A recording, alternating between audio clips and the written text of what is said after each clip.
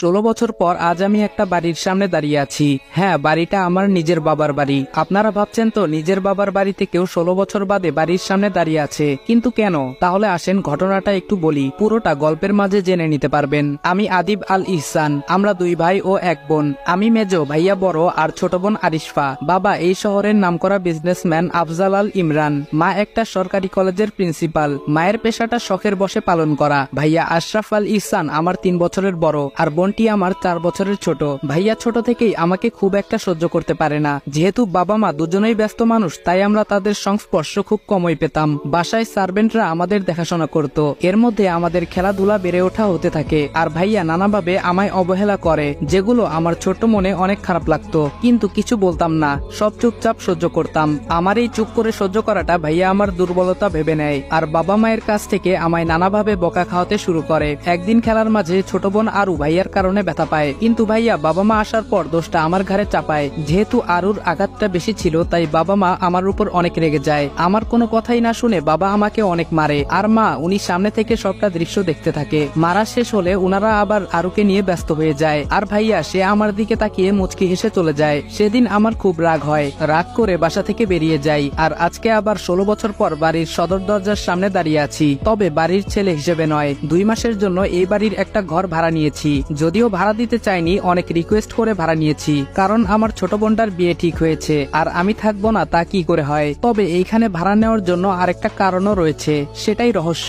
আমি calling bell চাপতেই একজন ভদ্রমহিলা দরজা খুলে দিলেন। আমার বুঝতে বাকি রইল না ইনি আমার মা। খুব ইচ্ছে করছে মাকে জড়িয়ে ধরি, কিন্তু না, আমার ভিতরে অনেক অভিমান জমে আছে। এত সহজে তা ভুলে যাই কি করে? আমার কাজের জন্য চাইলে অন্য বাড়ি ভাড়া নিতে পারতাম, কিন্তু ছোট বোনটার জন্য বারবার মন বলছে এই বাড়িতেই থাকবো। মা বলল, কে তুমি বাবা, কাকে চাও? আমি বললাম, আমি রাজ। আসলে আন্টি, মিজান সাহেব আমার জন্য এই বাড়িতে 2 মাসের জন্য একটা ঘর চেয়েছেন।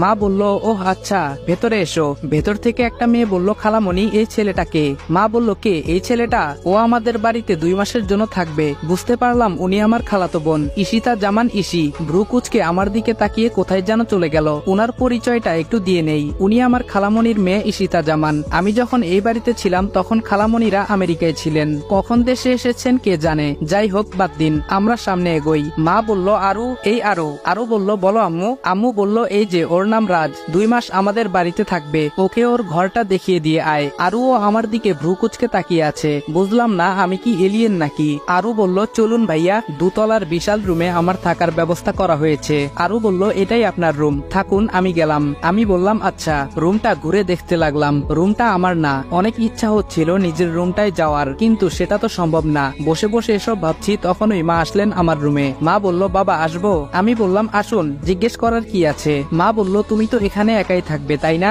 আমি বললাম, জি। মা বলল, ঠিক আছে বাবা, তাহলে তুমি আর ভাড়াটিয়া হয়ে থাকার দরকার নেই, আমাদের সাথে থাকবে, কেমন?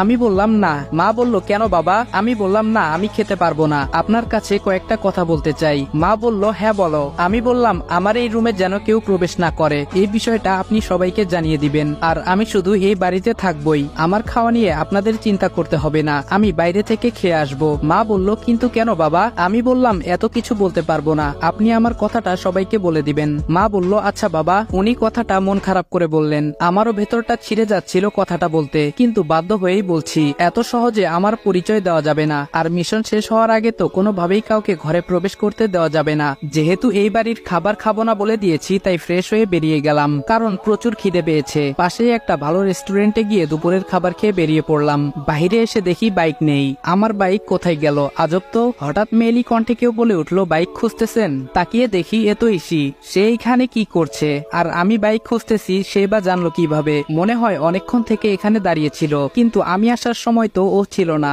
আমার ভাবনার মাঝে আবার ধমক দিয়ে বলল, হা করে কি ভাবছেন? আপনার বাইক পুলিশের ভ্যানে করে নিয়ে গেছে। আমি বললাম, কি? আমার বাইক কেন পুলিশ নেবে? ইসি বলল, আমায় কেন জিজ্ঞেস করছেন? সেটা থানায় গিয়ে পুলিশকে জিজ্ঞেস করুন, যত সব। এই বলে পাশ কাটিয়ে চলে গেল। আমি ক্যাবলাকান্তের মতো এখানে দাঁড়িয়ে আছি আর হা করে ওকে দেখছি। কি মায়াবী একটা মেয়ে, যেন আসমানের পরী, কিন্তু ব্যবহার শাকচুনির থেকেও বাজে। ভাবতে ভাবতে হঠাৎ ঘোর কাটলো সামনে দিয়ে যাওয়া একটা গাড়ির হর্নের শব্দে। হঠাৎ মনে হলো আমার বাইকটার কথা, তাই একটা রিক্সা ডেকে বললাম, এই মামা যাবেন? মামা বলল, হ জামু। কই যাইবেন? আমি বললাম, থানায়। মামা বলল, ভাড়া কিন্তু 50 টাকা দিবেন। আমি বললাম, আচ্ছা চলেন। আমাদের যাদের সামর্থ্য আছে তাদের কাছে আমার রিকোয়েস্ট, প্লিজ এই রিক্সা অটো ড্রাইভাররা 10-20 টাকা বেশি দাবি করলে তাদের সাথে বাজে ব্যবহার করবেন না, কারণ তারা আমার আপনার মতো 10 তলা বাড়ি বানাতে চায় না, তারা দুবেলা পেট পুরে খেতে চায়। থানার সামনে গাড়ি থামতেই নেমে ভাড়াটা মিটিয়ে থানার ভেতরে ঢুকে গেলাম। কনস্টেবল বলল কাকে চাই, আমি বললাম ওসি সাহেব কোথায়। কনস্টেবল বলল স্যারকে কি দরকার, আমায় বলুন যা বলবেন। বুঝলাম কথা বাড়িয়ে লাভ নেই, এতে আমারই সমস্যা হতে পারে, তাই পকেটে কিছু গুঁজে দিয়ে বাইকটা নিয়ে চলে এলাম।